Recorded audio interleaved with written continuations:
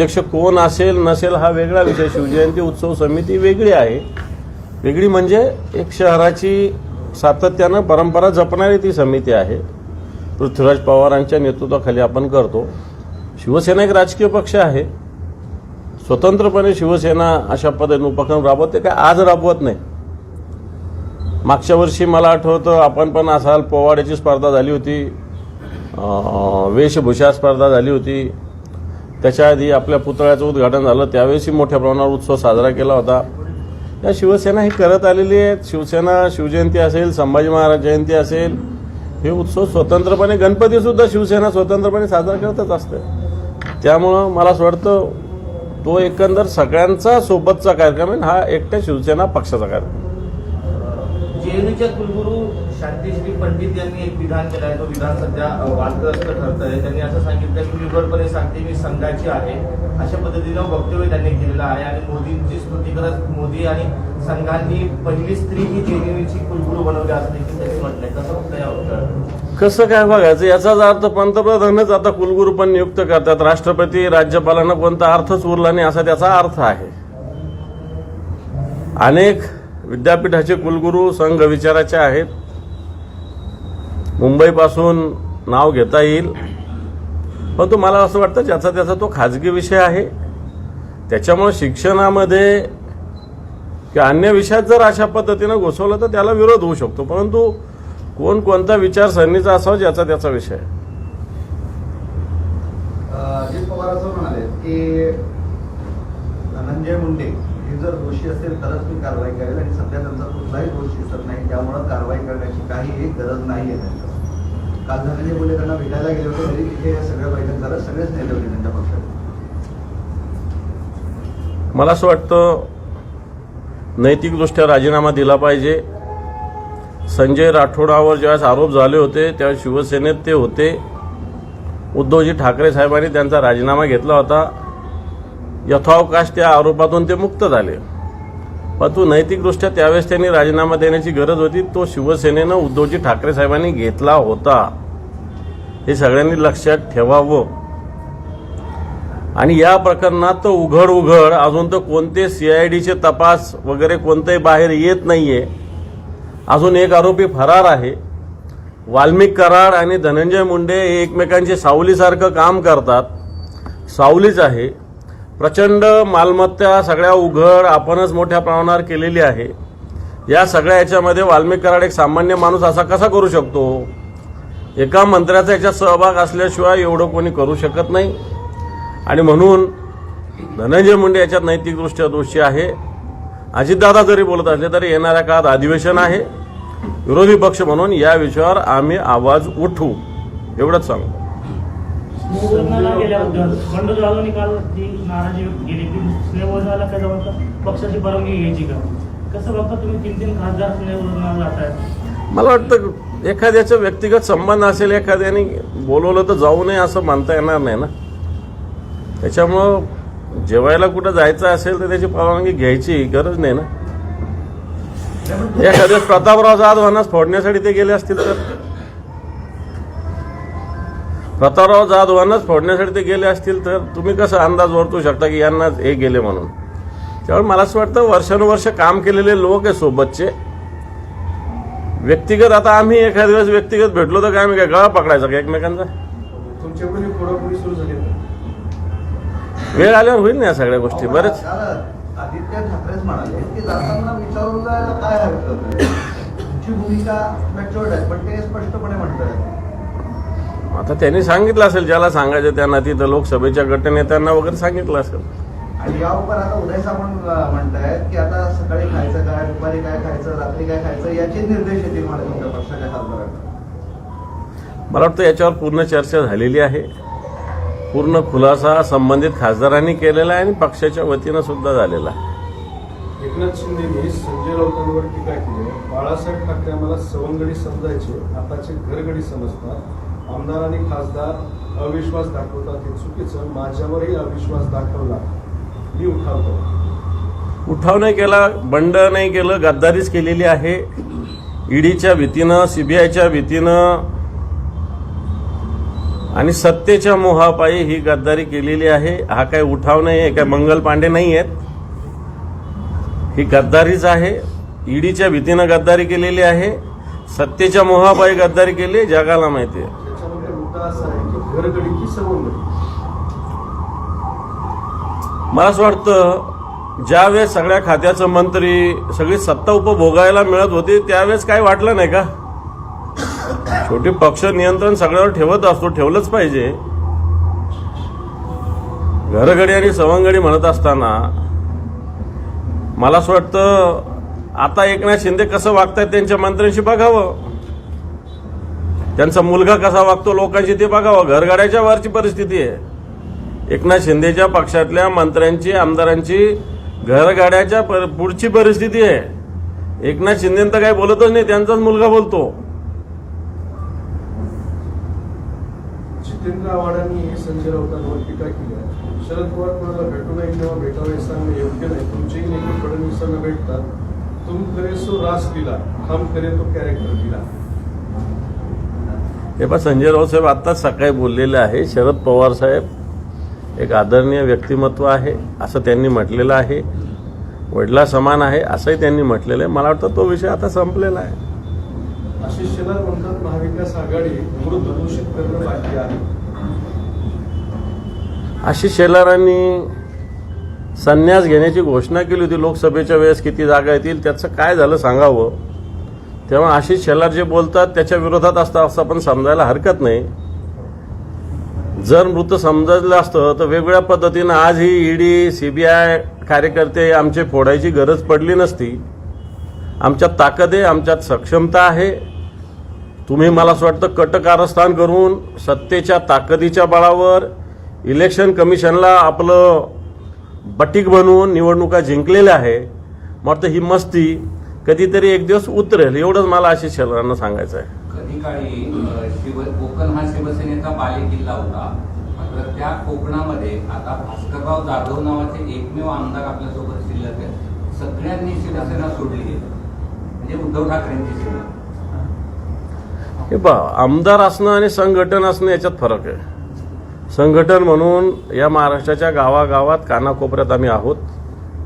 आमदार गेले म्हणजे संघटना संपत नसती.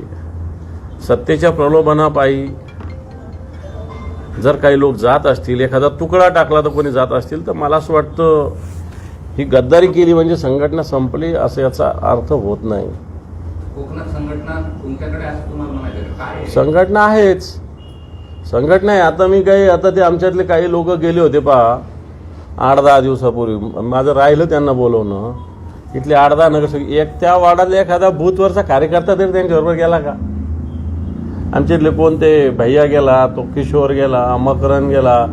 एक बूथवरचा जरी कार्यकर्ता त्यांच्यासोबत गेला की एवढं दाखवा. मी खरं तर आज सगळ्या शाखा प्रमुखांना बोलवणार होतो तिथल्या.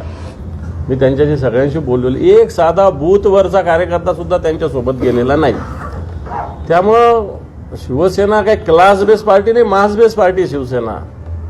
आमदार गेले तेव्हा तुम्ही म्हणत होते नगरसेवक कुठे गेले? नाही ठीक आहे ना, आता नगरसेवक कोणीच नाही ना या महाराष्ट्रात. या महाराष्ट्रात निवडणुकाच नाही 2-3 वर्षाने, त्यामुळे हे माझी नगरसेवक आहेत. हे नगरसेवक जाऊन यासाठी तुम्ही गाठीभेटी घेतल्या, प्रत्यक्ष परत मेळावा घेतला, तरी पण काय गेले नेमकं काय? हे पहा, आम्ही ठरवलेलं आहे की आता कोणाची मिन्नतवारी करायची नाही. ज्याची ज्याची इच्छा असेल त्याला एकदा जाऊ द्यावं. संघटन ताकदीनं आम्ही उभा करू, प्रत्येक वार्डात उभा करू. जे जे गेले त्या वार्डात उभा करू. भारतीय जनता पार्टी जिथं आहे तिथंही उभा करून आहेच आमचं संघटन. उभा करायचं म्हणायची गरज नाही. इकडे संतोष वसंत इकडे बसा. त्याच्यामुळं कोणी गेलं जरी असलं तरी तिथलं संघटन आमचं चांगलं आहे, शाबूत आहे, मजबूत आहे. तुम्ही जे जे लोक गेले होते, आता तुम्ही बघा ना, आता पश्चिमला मतं घेतले ना लाखाची वर शिवसेनेनं. मध्याला वेळेवर आमच्यातला एक जण गेला तरी बाळासाहेब थोरात उभे राहिले, मतं घेतलेच ना 40,000. वैजापूरला घेतलेच ना मतं, पैठणला घेतलेच ना मतं लाखभर. आणि त्याच्यामुळे मला असं वाटतं ही जनता आमच्याबरोबर आहे ना. जवळपास 5.6 लाख मतदान शिवसेनेला या 6 मतदारसंघात झालेलं आहे. हे तो लोक शिवसेनेच्या बाजूने आहे ना.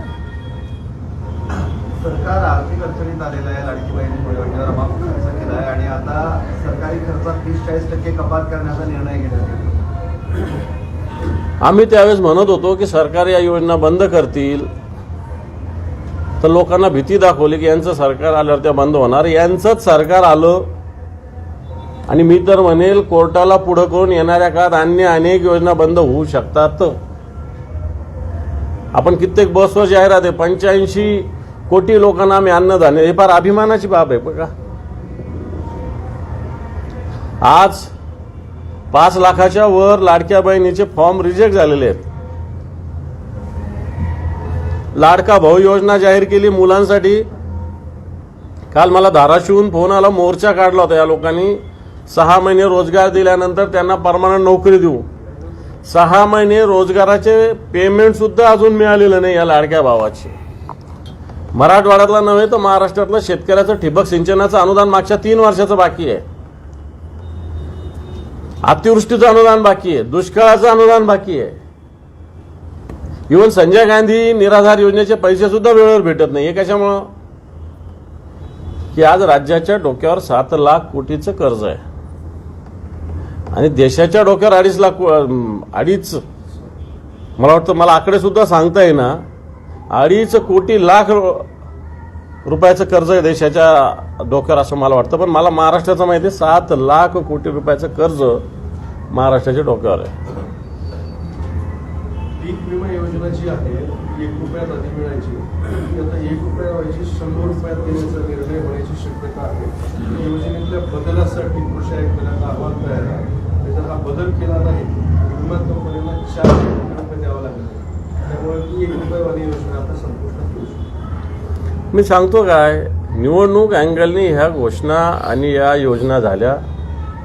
या योजनेच्या माध्यमातून निवडणुका जिंकल्या गेल्या, राज्य अतिवृष्ट्या रसातळाला नेलं गेलं आणि आता या योजना पुन्हा बंद करण्याचा घाट घातला जातोय. 1 रुपयात पीक विमा दिला जात होता, आता 100 रुपयात. म्हणजे काय, शेतकऱ्यांचा 1% किंवा काही योजनेत 2% वाटा असतो, तोच घेतला जाणार असा त्याचा अर्थ आहे. कारण 98% तर राज्य आणि केंद्र मिळून देत असतं विम्याचं. 2% काही योजनेमध्ये, 1% काही योजनेमध्ये 2% शेतकऱ्यांना भरावं लागतं. मला असं वाटतं तेच पैसे ते भरून घेतील. उद्धव बाळासाहेब ठाकरे गट विधानसभेचं विरोधी पक्ष नेतेपद घेणार आहे का? मिळेल ना, शिवसेना मिळेल. जर सत्ताधारी पक्षाने ठरवलं विरोधी पक्षाला विरोधी पक्ष नेतेपद द्यायचं तर ते शिवसेनेलाच मिळेल, कारण शिवसेनेची संख्या जास्त आहे. तुम्ही दावा करणार आहात? दावा करायची गरज नाही. आमचे गटनेते, विधिमंडळ गटनेते आम्ही विधिमंडळ सचिवालयाला कळवलेलं आहे. ज्यावेळेस विरोधी पक्ष नेता करायचा त्यावेळेस त्यांनी आमच्या पक्षाला जो कोणी म्हणजे त्यांनी आम्हाला निमंत्रित करून आम्हाला विचारणा करावी. अजून त्यांनी निर्णय घेतला पाहिजे. आम्ही दावा करून काय अर्थ आहे? आम्ही तर दावा केलेलाच आहे ना. मुख्यमंत्र्यांची जी वॉर रूम आहे मंत्रालयामध्ये, त्याच्या बाजूला एकनाथ शिंदेनी कोऑर्डिनेशन रूम तयार करायला सुरुवात केली आहे. मंत्रालयात शिंदेकडून कोऑर्डिनेशन रूम स्थापन केली जाऊन महत्वाच्या प्रकल्पावर नजर ठेवली जाणार आहे. फडणवीसांनी बोलवलेल्या बैठकीलाही शिंदे गैरहजर. म्हणजे हे आपत्कालीन परिस्थितीत जे वॉर रूम निर्माण करतात त्या धर्तीवर मुख्यमंत्र्यांच्याच बाजूला कोऑर्डिनेशन रूम आहे. हे पहा, मंत्रालयातले अधिकारी त्रस्त आहेत सध्या. मुख्यमंत्री वेगळे. आता तुम्ही एकनाथ शिंदेंचं सांगताय, अजितदादांची पण रूम आहे तशीच, एकनाथ शिंदेंची पण तशी रूम होते, मुख्यमंत्र्यांची पण आहे. मुख्यमंत्र्यांनी एका विभागाची बैठक बोलवली की दोन्ही उपमुख्यमंत्री त्या विभागाची बैठक दुसऱ्या तिसऱ्या दिवशी पुन्हा बोलवतात. आणि अधिकारी काम करण्यापेक्षा बैठकातच व्यग्र आहेत. अधिकारी त्रासलेले, कारण सत्ता स्थानं वेगवेगळ्या पद्धतीने निर्माण होणं हे अधिकाऱ्यांना मला असं वाटतं अतिशय वेदना होणार आहे. अधिकारी आज मंत्रालयातले राज्यस्तराचे काम करू शकत नाही अशा प्रकारची स्थिती आहे. बैठकावर बैठका, बैठकावर बैठका, आणि मग या बैठकांना हा मंत्री येत नाही, त्या बैठकाला तो मंत्री जात नाही. आज नाशिकला कुंभमेळ्याची बैठक आहे, ती 4 दिवसापूर्वीच गिरीश महाजनांनी घेतली, आज एकनाथ शिंदे घेणार. मला असं वाटतं हा समन्वयाचा अभाव राज्यामध्ये नाही. राज्याचे सर्वतोपरी मुख्य हे मुख्यमंत्री असतात.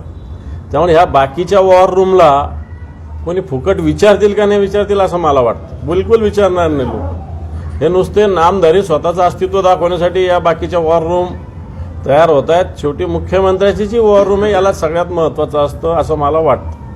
19 फेब्रुवारीला भाजप सरकार ही शिवजयंती साजरी करणार आहे आणि माननीय पंतप्रधान सकाळी 7:30 वाजता शिवजयंतीनिमित्त मार्गदर्शन करणार. चांगलं आहे, स्वागत आहे. शिवाजी महाराज या निमित्तानं आठवत आहेत त्यांना. अजित पवार आणि धनंजय मुंडेंची पाठराखण केली. मुंडे दोषी करत नाही तोपर्यंत तुम्ही जर विधान परिषदेचं म्हणजे विधानसभेचं विरोधी पक्षनेतेपद घेणार असाल तर काँग्रेसची भूमिका अशी आहे की विधान परिषदेचं विरोधी पक्षनेतेपद त्यांना हवं आहे. पक्ष योग्य निर्णय घेईल.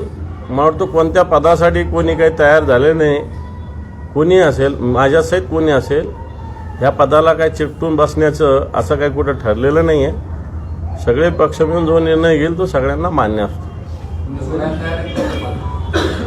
पक्षाला ज्या दिवशी गरज आहे ते सोडायला तयार आहे आपण. धनंजय देशमुख जे संतोष देशमुखांचे बंधू त्यांनी असा आरोप केला की त्यांना दर्शवलं जाते आणि वाल्मिक कराडची बी टीम सक्रिय झाली असं म्हणतात. त्यांना काय धमकावलं जाते आणि वाल्मिक कराडची बी टीम सक्रिय झाली. झाली असेल, कारण ही गुंडागर्दी काही थांबणार नाही आहे. नंतर काही घटना बघितल्या, कोणी टी व्हीवर बातमी बघत होती म्हणून त्याला मारहाण. कारण हे बीडचं दहशतवाद संपणार नाही. जोपर्यंत धनंजय मुंडेंना मंत्रिपदावरून काढून बाजूला करत नाही तोपर्यंत बीडचा दहशतवाद संपणार नाही. ठीक है दादा, हिंदी आवाज। हिंदी क्या चाहिए? महाराष्ट्र के सरकार की तरफ से अलग अलग स्कीम्स के लिए दिए जाने वाले पैसों में काफी कटौती हुई है। क्या बताएंगे आप? उस स्कीम पे भी इस पे इफेक्ट हुआ है? महाराष्ट्र की सरकार फिलहाल में जिस प्रकार राज्य की आर्थिक स्थिति है, 8 लाख करोड़ रुपया का कर्जा महाराष्ट्र पे है। इलेक्शन के पहले महाराष्ट्र सरकार ने अलग अलग स्कीम डिक्लेयर की जिसमें लाड़की बहन थी, लाड़के भाई था।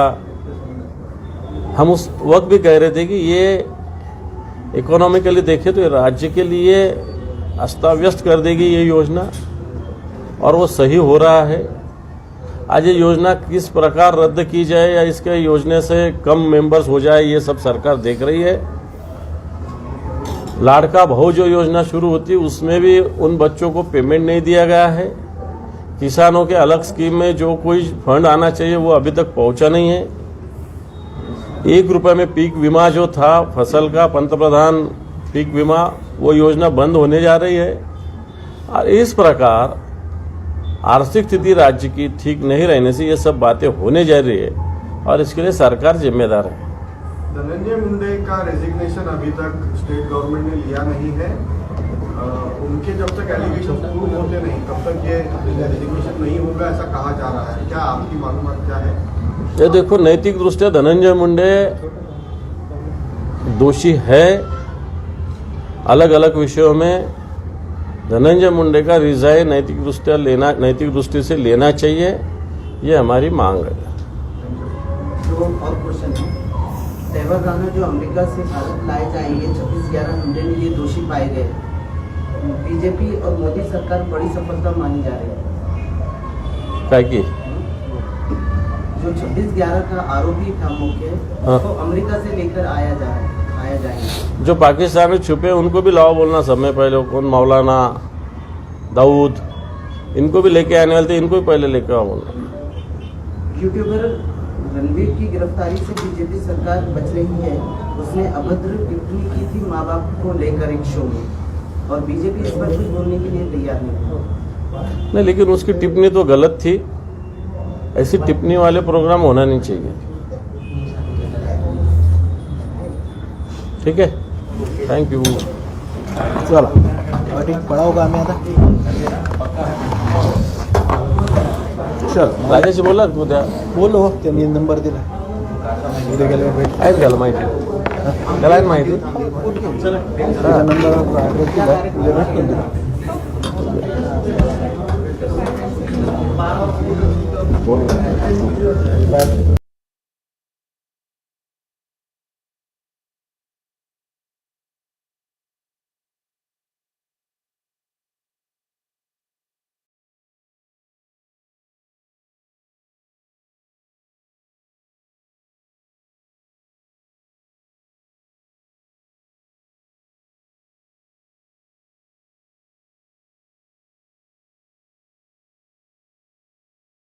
रोल रोल रोल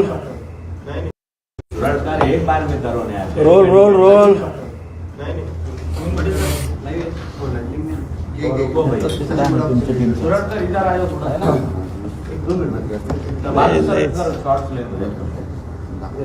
हे ठेव ना बाबा, हे आर्यन तुझं. मग आता एवढी जागा रिक्त काय ठेवली?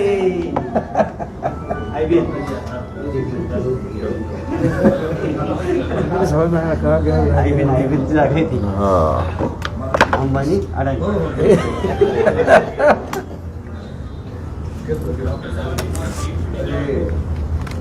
करायचं. अण्णा शिंदे बोलायचे. डॉक्टर साहेब या इकडे. तिकडे आहे डॉक्टर.